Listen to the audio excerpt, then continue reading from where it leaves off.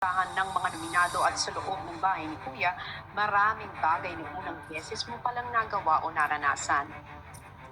Ito na rin ba ang una at huling beses na ililigtas ka ng taong bayan? At para sa iyo, Ella, hindi nauubos ang iyong lakas at determinasyon para ipagpatuloy ang laban at pangarap mo na manatili pa sa loob ng bahay. Pero naubos na nga ba ang lakas at determinasyon ng mga taong sumusuporta sa iyo dahilan para lumabas ka na ngayong gabi sa bahay? Tonight, the show will go on, but just for one.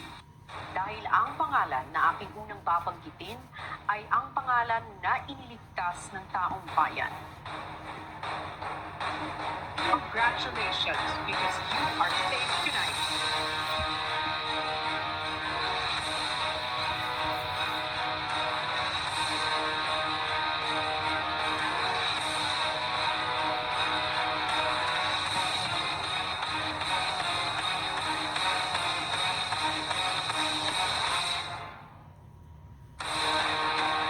Amanda, I'm sorry, Ella, you have just been evicted from the Big Brother house. Magpaalam ka na sa iyong mama.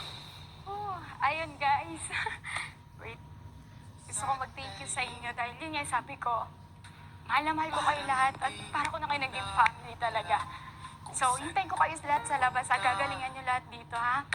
Promise. Sobrang happy ako na naging part ako ng PBB Season 9 talaga. Mahal na mahal ko kayo, lalo ng mga girls. Jennifer, galingan mo lagi, ha? Chico, Ralph, Gian, Amanda, Andrea at Kobe, Bibi, Korea. Mahal na mahal ko kayo.